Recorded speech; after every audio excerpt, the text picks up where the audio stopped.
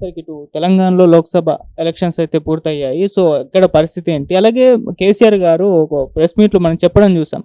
నేను కూడా ప్రధానమంత్రి రేస్‌లో ఉన్నాను అని చెప్పేసి. అంటే అది ఏ విధంగా అంటారు? అది స్టేట్మెంట్ పూర్తిగా చేసుకుంటే అర్థమవుతుంది. ఎందుకంటే రేపు రాబోయే ప్రభుత్వం ప్రాంతీయ పార్టీల సమ్మేళనం. ఈ కాంగ్రెస్ కాదు, బీజేపీ కాదు, ప్రాంతీయ పార్టీల సమ్మేళనం. అంటే ఒక డిఎంకే అవ్వచ్చు, ఒక మమతా బెనర్జీ టీఆర్ఎస్ అవ్వచ్చు, ఒక అఖిలేష్ యాదవ్ అవ్వచ్చు, ఒక కేసీఆర్ అవ్వచ్చు. ఇలా ఈ ప్రాంతీయ పార్టీల సమ్మేళనమే రేపు అధికారంలోకి వస్తుంది. ఎందుకంటే కాంగ్రెస్కి 50 సీట్లు మించి రావు. సో వీళ్ళందరూ కలిసి వచ్చినప్పుడు వెనకాల కాంగ్రెస్ గతంలో మొరార్జీ దేశాయిని ముఖ్యమంత్రి చేసినప్పుడు రాజీవ్ గాంధీ ఎలా వెనకాల ఉండి సపోర్ట్ ఇచ్చాడో అలా వీళ్ళు సపోర్ట్ ఇవ్వాల్సిందే, కాంగ్రెస్ సపోర్ట్ ఇవ్వాల్సిందే తప్పితే కాంగ్రెస్ ఆధిపత్యంలోకి వచ్చే అవకాశం లేదు. బీజేపీ రాదు, బీజేపీ తేడా వస్తుంది. సో ప్రతిపక్షాలు అంటే అపోజిషన్ రీజనల్ పార్టీలు, ప్రాంతీయ పార్టీల సమ్మేళనమే అధికారంలోకి వస్తుంది. ప్రాంతీయ పార్టీల సమ్మేళనం వచ్చినప్పుడు, అధికారం వచ్చినప్పుడు డెఫినెట్గా కేసీఆర్ గారే అడ్వాంటేజ్లో ఉంటారు. కేసీఆర్, మమతా బెనర్జీ పోటీలో ఉంటారు. అఖిలేష్ యాదవ్ కుర్రాడు, స్టాలిన్ కుర్రాడు, జమ్మూ కాశ్మీర్ ప్రధాని అయ్యి దీనికి ఉండదు. సో పోటీ డెఫినెట్గా ఈయన పోటీదారుడు. వచ్చినప్పుడు ప్రాంతీయ పార్టీల సమ్మేళనం ఒక సంఘటన ఏర్పడినప్పుడు దాంట్లో క్యాండిడేట్ ఎంపీకి ఎమ్మెల్యే అదే ఆవిడ ఆల్రెడీ చీఫ్ మినిస్టర్గా ఉంది కనుక అది త్యాగం చేసి ఆవిడ పిఎంకి వస్తుందా, లేకపోతే ఆవిడ ఆ పదవిలో ఉంది ఇక్కడ పిఎంగా ఈయనకి అవకాశం ఇస్తారు. అనుభవం ఉన్నవాడు, 10 ఏళ్ళు సీఎంగా చేసినవాడు, ప్లస్ విషయ పరిజ్ఞానం ఉన్నవాడు. రేపు అవసరం కూడా ఈ ప్రాంతీయ పార్టీల ఆయన అంటమే కాదు, ప్రాంతీయ పార్టీల అవసరము ఈ దేశంలో ఉంది. ఎందుకంటే ప్రాంతీయ పార్టీలను తొక్కేయాలని, రీజనల్ పార్టీలు పెరగకూడదని ఆనాడు కాంగ్రెస్ చేసేది. ఆ దుష్ట ప్రయత్నం ఇవాళ బీజేపీ కూడా చేస్తాను. వీళ్ళిద్దరూ కలిసి ఓన్లీ సెంటర్లో మేమిద్దరే, నువ్వు నేను దొంగలు పంచుకున్నట్టు కాంగ్రెసా బీజేపీనా అలా వెళ్తున్నంత కాలం మనకు అడ్వాంటేజ్ అని బీజేపీ కోరిక. వీళ్ళని తొక్కేస్తారు. అందుకనే ప్రతి స్టేట్లో రీజనల్ పార్టీని తొక్కేయటమే బీజేపీ చేస్తున్న పని. సో వీళ్ళందరూ ఏకం కావాలి, ప్రాంతీయతత్వం బతకాలి, ప్లస్ సౌత్ ఇండియా ప్రైడు కాపాడబడాలి.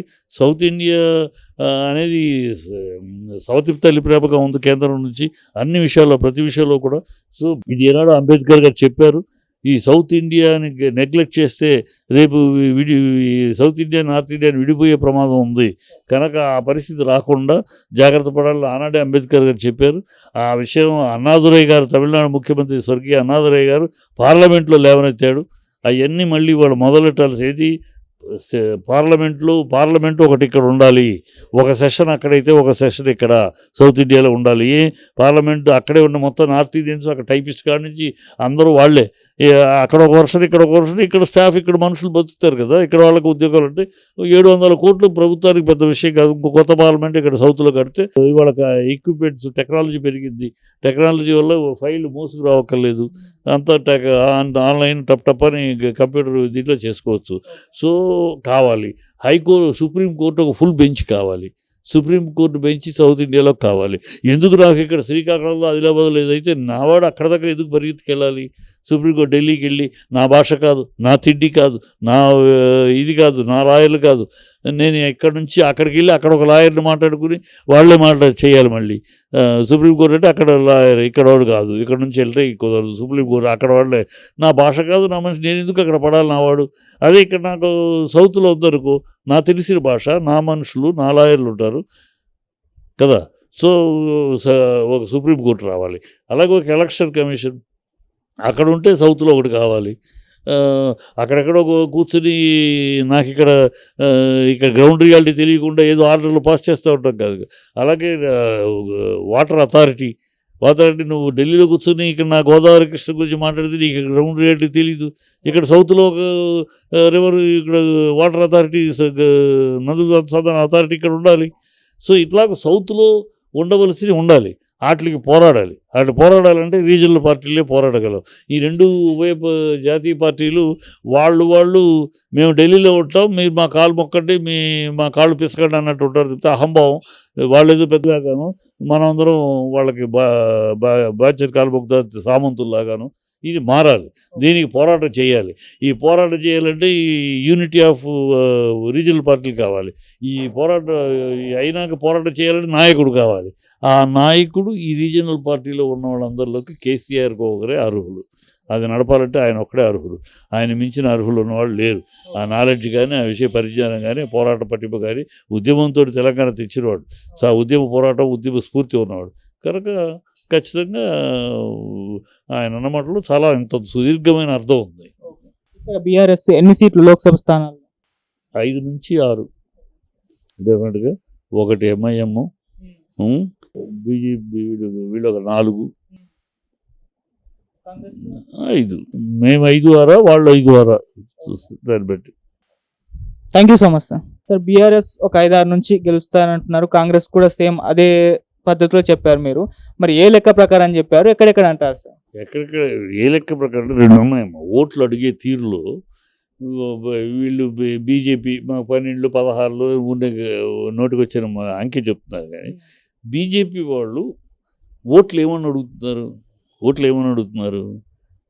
మోడీని చూసి ఓటేయండి అన్నాను. మాకు ఓటేస్తే గతంలో 9 గెలిపించారు, మేము 9 తెలంగాణకి ఈ పని చేసాం, తెలంగాణకి ఈ ప్రాజెక్ట్ తీసుకొచ్చాం, ఈ విషయాలన్నీ ఈ ఫండ్స్ తెప్పించగలిగాం, ఇది చేసామని చెప్పానంటే అవి చెప్పలేరు.